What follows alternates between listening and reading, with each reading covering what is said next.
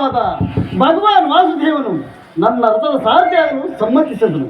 ನನ್ನ ದ್ವಾರಕೆ ಯಾತ್ರೆಯು ಸಾರ್ಥಕವಾಯಿತು.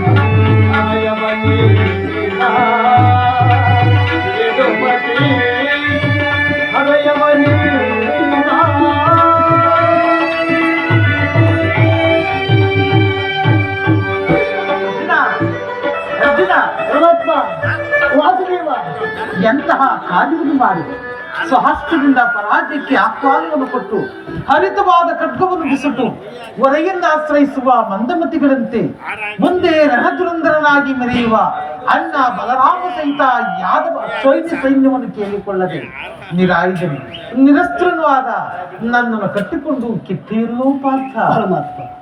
ನಾನು ಜೀವನ ಬಯಸಿದರೆ ನನಗೆ ಬೇಕಾದದ್ದು ನೀನು.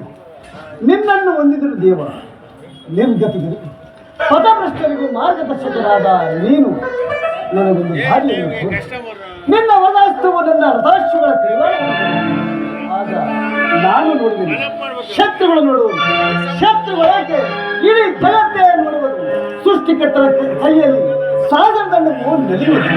ನೀತಿಯ ಹುಟ್ಟದಲ್ಲಿ ಮಾನವ ಜೀವನದ ವಿಷಾದ್ಯವ ಧರ್ಮದ ಚಿರುಪಟದಲ್ಲಿ ಪುಣ್ಯವು ಪ್ರತಿಷ್ಠಿತವಾಗುವುದು ದೇವ.